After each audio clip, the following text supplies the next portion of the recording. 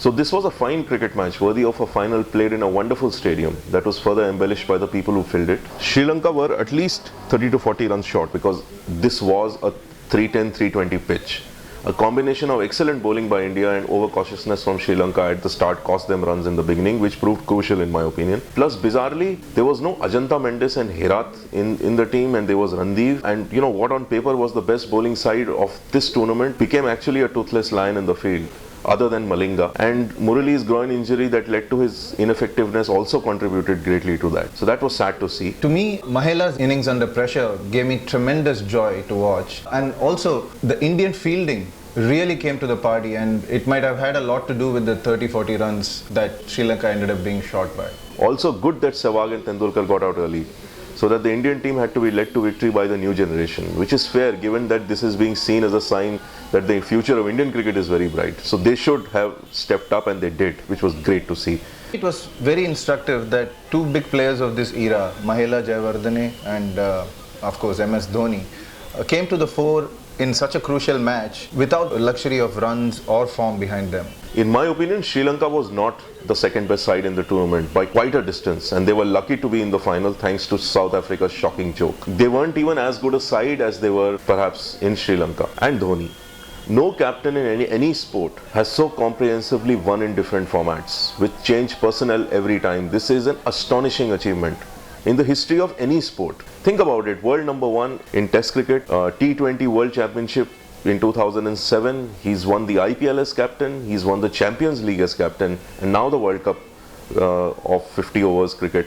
There is quite simply nothing left. Hope he does not lose his appetite and motivation after this, because it is also not human that he does not.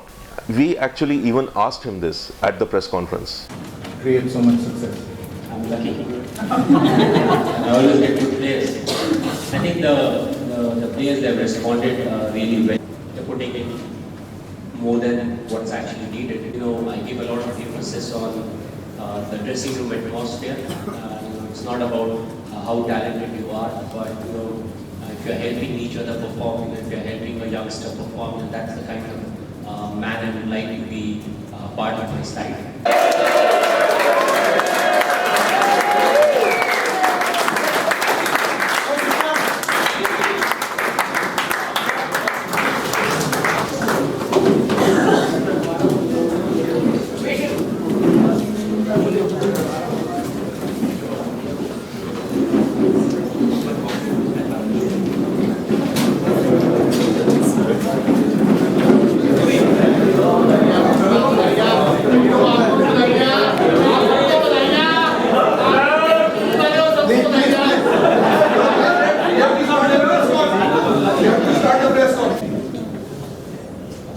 Better question.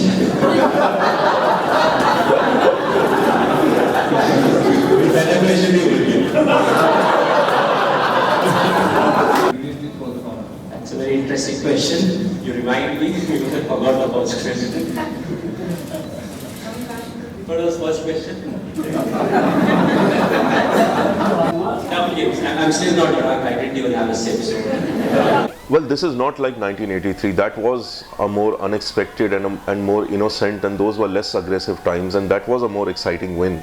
Certainly a more dramatic win.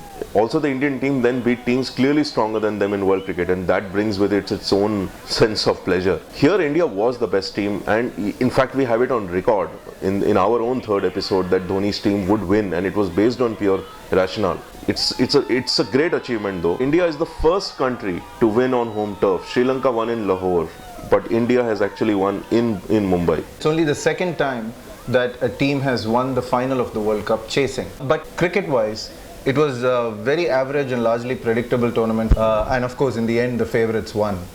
It also lacked characters. Most teams don't have any great players and great characters, and very few have some that could someday become great. On that account, the tournament started and ended with two great players and characters of the current generation, leaving us with iconic images and statements. Viru's back foot cover drive boundary of the very first ball of the tournament, and of course Mahendra Singh Dhoni's huge six to finish it all off.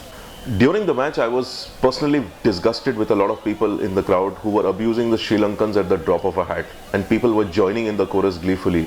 like the match had legitimized their need to give vent to their own miserable frustrations publicly and project it on others. I even found a whole bunch of kids going on two-wheelers screaming obscenities at the Sri Lankan team after their team had won. And we must not forget that the spectators doing the monkey pose for Simons in that infamous 2007 incident which led to so many things after that, that happened in Mumbai. This is actually one of the most uncouth crowds in India. Given its twin focus on unbridled money and greed and of course the tasteless cultural excesses of Bollywood, this aspect should really not be a surprise. Unlike what we saw in Dhaka, this is an aggressive crowd which indulges in organized buffoonery at times. Eve-teasing and drunkenly spewed racist comments are par for the course, just like they are during Ganesh immersion processions too. It is a bit scary to think what this kind of sporting successes will do to their already fragile sense of self-esteem, probably more aggression and a greater sense of entitlement, which is a depressing thought as an Indian. Grace is very rapidly leaving our culture. You can perhaps choose not to miss it though. Watching all these people pour out onto the streets and exhibit their entitlement-laden exuberance makes me feel as if they don't even deserve this team. There were far more innocent times in Indian society where a win in the Cricket World Cup would actually have been of much more value to the national psyche than being reduced to just another way of chest thumping their way into the rest of the world's consciousness. So anyway, the World Cup is over, but we still have some running between the cricket episodes to wrap up, so it's not goodbye yet. But Andy is saying goodbye with this. We asked him what he felt about the aggressive crowds and the final. I guess in Bangladesh they weren't really expecting to win, so they just seemed sort of excited that it was happening. So I guess this is a bit different, because clearly had India lost they wouldn't still be celebrating the glories of the game of cricket as they are tonight. So I don't know. Well, there's been minor aggressive streaks. Some people drove past us and shouted out at me, "Go home, white man, go home." And to be fair to them, I do have a flight tomorrow going home, so maybe they were just reminding me of that. That maybe they were from the airline. I've